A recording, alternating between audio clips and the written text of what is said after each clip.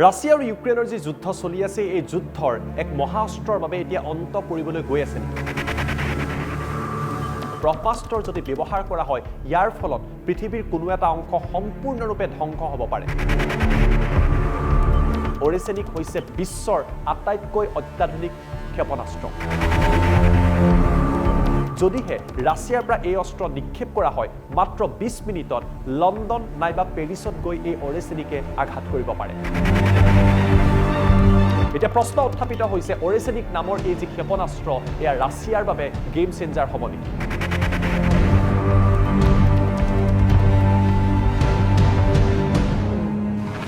নমস্কাৰ মই জ্যোতিদীপ বৈশ্যই আপোনালোকক স্বাগতম জনাইছো আৰু আজি মই আপোনালোকৰ বাবে লৈ আহিব বিচাৰিছো এটা বিশেষ বিষয় ৰাছিয়া আৰু ইউক্ৰেইনৰ যি যুদ্ধ চলি আছে এই যুদ্ধৰ এক মহাঅস্ত্ৰৰ বাবে এতিয়া অন্ত পৰিবলৈ গৈ আছে নেকি এই মহাঅস্ত্ৰ কি আৰু ৰাছিয়াৰ ৰাষ্ট্ৰপতি পুতিনৰ তৰফৰ পৰা অৰেচেনিক নামৰ এই বিশেষ ক্ষেপণাস্ত্ৰৰ কথা কিয় সংবাদমেলত উল্লেখ কৰা হৈছিল তাৰ লগতে ডোনাল্ড ট্ৰাম্পে জানুৱাৰী মাহত আমেৰিকাৰ ৰাষ্ট্ৰপতিৰ দায়িত্ব লোৱাৰ লগে লগে এই যুদ্ধৰ অৱসান হ'বলৈ গৈ আছে নেকি তাক লৈ বিশ্বত চৰ্চা চলিছে কিন্তু প্ৰথমতে মই ক'ব বিচাৰিছো মহাঅস্ত্ৰ বা এক বিশেষ ক্ষেপণাস্ত্ৰই কিদৰে বিশ্বত যুদ্ধৰ প্ৰেক্ষাপট সলনি কৰি দিয়ে ৰাছিয়া আৰু ইউক্ৰেইনৰ কথা কম কিন্তু প্ৰথমতে মই আপোনালোকক লৈ যাব বিচাৰিছো মহাভাৰতৰ যুগলৈ যিসকলে মহাভাৰতৰ বিষয়ে পঢ়িছে বা মহাভাৰত চাইছে তেওঁলোকে গম পায় যে মহাভাৰতৰ সময়ত ব্ৰহ্মাস্ত্ৰ নামৰ এক বিশেষ অস্ত্ৰৰ কথা উল্লেখ কৰা হৈছে মহাভাৰতত দাবী কৰা হৈছে যে ব্ৰহ্মাস্ত্ৰ ভগৱান ব্ৰহ্মাই সৃষ্টি কৰা এই বিশ্বৰ অন্যতম আৰু আটাইতকৈ শক্তিশালী মহাঅস্ত্ৰ মহাভাৰতৰ লগতে বিভিন্ন ধৰণৰ পৌৰাণিক গ্ৰন্থত বৰ্ণনা কৰা অনুসৰি এই ব্ৰহ্মাস্ত্ৰ ইমানেই শক্তিশালী যে ব্ৰহ্মাস্ত্ৰৰ যদি ব্যৱহাৰ কৰা হয় ইয়াৰ ফলত পৃথিৱীৰ কোনো এটা অংশ সম্পূৰ্ণৰূপে ধ্বংস হ'ব পাৰে বৰ্তমান সময়ৰ পাৰমাণৱিক অস্ত্ৰৰ লগত এই ব্ৰহ্মাস্ত্ৰক তুলনা কৰিব পাৰি মহাভাৰতৰ যুগত এই ব্ৰহ্মাস্ত্ৰৰ ব্যৱহাৰ মাত্ৰ কেইগৰাকীমান লোকেহে গম পাইছিল আৰু যেতিয়া এই ব্ৰহ্মাস্ত্ৰ ব্যৱহাৰ কৰাৰ এক পৰিৱেশৰ সৃষ্টি হৈছিল তেতিয়া ব্ৰহ্মাস্ত্ৰ ব্যৱহাৰ কৰাত বাধা দিয়া হৈছিল কিয়নো এই মহাঅস্ত্ৰই এক প্ৰকাৰৰ মহাবিনাশৰ সৃষ্টি কৰিলেহেঁতেন সেই সময়ৰ পৃথিৱীত এইবাৰ মহাভাৰতৰ যুগৰ পৰা মই আপোনালোকক লৈ যাব বিচাৰিছো দ্বিতীয় বিশ্বযুদ্ধলৈ দ্বিতীয় বিশ্বযুদ্ধত আমেৰিকা আৰু জাপানৰ মাজত অতি দ্ৰুতগতিত যুদ্ধ বিয়পি পৰিছিল এফালে যিদৰে জাৰ্মানী আৰু পশ্চিমীয়া দেশৰ যুদ্ধ চলিছিল আনফালে জাপান আৰু আমেৰিকাৰ উত্তেজনা বৃদ্ধি পাইছিল বিশেষকৈ আমেৰিকাৰ পাৰ্ল হাৰ্বাৰক জাপানে আক্ৰমণ কৰাৰ পাছতেই জাপানক অপ্ৰতিৰোধ্য বুলি সকলোৱে ভাবিছিল কোনেও কল্পনা কৰা নাছিলে যে এটা মহাঅস্ত্ৰৰ ব্যৱহাৰৰ ফলতেই এই দ্বিতীয় মহাযুদ্ধৰ অন্ত পৰিব দ্বিতীয় বিশ্বযুদ্ধত টাৰ্নিং পইণ্ট লৈ আহিছিল পাৰমাণৱিক বোমা বা পাৰমাণৱিক অস্ত্ৰ আমেৰিকাৰ বৈজ্ঞানিক অপেনহেইমাৰে এই পাৰমাণৱিক অস্ত্ৰৰ আৱিষ্কাৰ কৰিছিল আৰু সফলভাৱে ইয়াক প্ৰয়োগ কৰা হৈছিল জাপানৰ হিৰোশ্বিমা আৰু নাগাসাকিত আমেৰিকাই যেতিয়া পাৰমাণৱিক বোমা নিক্ষেপ কৰে তাৰ পাছতে বিশ্বই পাৰমাণৱিক বোমাৰ বিধ্বংসীকাৰী এক প্ৰকাৰৰ পৰিৱেশৰ সন্মুখীন হয় ইয়াৰ পাছতে এই বিশ্বযুদ্ধৰ অন্ত পৰে আৰু জাপানে আত্মসমৰ্পণ কৰে অৰ্থাৎ এক মহাঅস্ত্ৰই আন এক বিশ্বযুদ্ধৰ অন্ত পেলাইছিল এইবাৰ মই লৈ আহিব বিচাৰিছো যি আমাৰ প্ৰসংগ আছিল ৰাছিয়া আৰু ইউক্ৰেইনৰ যুদ্ধ এই যুদ্ধ এতিয়া 2 বছৰতকৈ অধিক সময় হ'ল আৰু বৰ্তমান সময়তো ৰাছিয়া আৰু ইউক্ৰেইনৰ মাজত যুদ্ধ চলি আছে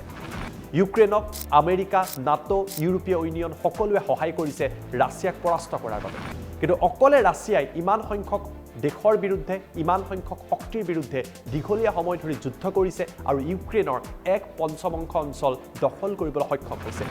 কিন্তু ইয়াৰ মাজতে ৰাছিয়াৰ ৰাষ্ট্ৰপতি পুতিনে কিছুদিন পূৰ্বে অৰেচেনিক নামৰ এক মহাঅস্ত্ৰ বা ক্ষেপণাস্ত্ৰৰ কথা বৰ্ণনা কৰিছে সংবাদমেলত পুতিনে কৈছে অৰেচেনিক হৈছে বিশ্বৰ আটাইতকৈ অত্যাধুনিক ক্ষেপণাস্ত্ৰ যাৰ কোনো ধৰণৰ প্ৰত্যুত্তৰ নাই বিশ্বৰ কোনো ধৰণৰ ডিফেন্স সিস্টেম নাই বা প্ৰতিৰোধী শক্তিয়ে ইয়াক প্ৰতিৰোধ কৰিব নোৱাৰে ৰাছিয়াই দাবী কৰা অনুসৰি এই অৰেচেনিক ইমানেই শক্তিশালী যে 1 ছেকেণ্ডত ই 3 কিলোমিটাৰ পৰ্যন্ত দূৰত্বত গতি কৰিব পাৰে 1 ঘণ্টাত 12,000 কিলোমিটাৰ পৰ্যন্ত পাবগৈ পাৰে অৰেচেনিক ইয়াৰ তথ্য এক এনিমেশ্যনৰ সহায়ত ৰাছিয়াৰ তৰফৰ পৰা দেখুওৱা হৈছে অৰেচেনিক নামৰ এই হাইপাৰছনিক মিছাইলৰ ক্ষেত্ৰত ৰাছিয়াৰ তৰফৰ পৰা কোৱা হৈছে যদিহে ৰাছিয়াৰ পৰা এই অস্ত্ৰ নিক্ষেপ কৰা হয় মাত্ৰ 20 মিনিটত লণ্ডন নাইবা পেৰিছত গৈ এই অৰেচেনিকে আঘাত কৰিব পাৰে পোলেণ্ডৰ ৱাৰ্ছত মাত্ৰ 12 মিনিটত আৰু জাৰ্মানীৰ বাৰ্লিনত মাত্ৰ 15 মিনিটত এই অৰেচেনিকে আঘাত কৰিব আপোনালোকে সুনিশ্চিতভাৱে কল্পনা কৰিব পাৰিছে যে কিমান বেগত এই হাইপাৰছনিক মিছাইলে আঘাত কৰিব পাৰে এই অৰেচেনিকত প্ৰয়োজনত পাৰমাণৱিক বোমাও লৈ যাব পৰা যায় প্ৰথমবাৰৰ বাবে ৰাছিয়াই ইউক্ৰেইনৰ বিৰুদ্ধে এই অৰেচেনিক ব্যৱহাৰ কৰিছিল যাৰ প্ৰত্যুত্তৰ আমেৰিকা নাইবা ইউৰোপে ইউক্ৰেইনক দিয়া কোনো ধৰণৰ ডিফেন্স সিস্টেমৰ ওচৰত নাছিল পুতিনে কৈছে এই অৰেচেনিক ইমানেই শক্তিশালী যে সূৰ্যৰ তাপমানৰ লগত ইয়াক তুলনা কৰা হৈছে প্ৰায় 4000 ডিগ্ৰী পৰ্যন্ত চেণ্টিগ্ৰেড উষ্ণতা এই অৰেচেনিকে সৃষ্টি কৰিব পাৰে ইয়াৰ ফলত কিমান বিনাশলীলা বা বিধ্বংস হ'ব সেয়া আপোনালোকে সুনিশ্চিতভাৱে কল্পনা কৰিব পাৰিছে অৰেচেনিক নামৰ এই অত্যাধুনিক ক্ষেপণাস্ত্ৰক পুতিনে তুলনা কৰিছে ধূমকেতুৰ সৈতে সংবাদমেলত এক মন্তব্যত পুতিনে কৈছে যে পৃথিৱীত যেতিয়া কোনো বৃহৎ আকাৰৰ ধূমকেতুৱে আঘাত কৰে তেতিয়া পৃথিৱীত ডাইনোছৰ পৰ্যন্ত বা পৃথিৱীৰ জীৱকুল পৰ্যন্ত শেষ হৈ গৈছিল আৰু এই অৰেচেনিকে যদি আঘাত কৰিবলৈ হয় তেনেকুৱা এটা পৰিৱেশৰে সৃষ্টি হ'ব ইয়াৰ জৰিয়তে পোনপটীয়াকৈ পুতিনে আমেৰিকা নাটো আৰু ইউৰোপীয় দেশৰ লগতে ইউক্ৰেইনক সকিয়নি প্ৰদান কৰিছে আৰু কৈছে যে ৰাছিয়াক এনে মহাঅস্ত্ৰ ব্যৱহাৰৰ বাবে আপোনালোকে বাধ্য নকৰিব এতিয়া প্ৰশ্ন উত্থাপিত হৈছে অৰেচেনিক নামৰ এই যে ক্ষেপণাস্ত্ৰ এয়া ৰাছিয়াৰ বাবে গেম চেঞ্জাৰ হ'ব নেকি ইফালে আমেৰিকাৰ ৰাষ্ট্ৰপতি ডোনাল্ড ট্ৰাম্পে কিছুদিনৰ পাছতেই জানুৱাৰী মাহত শপত ল'ব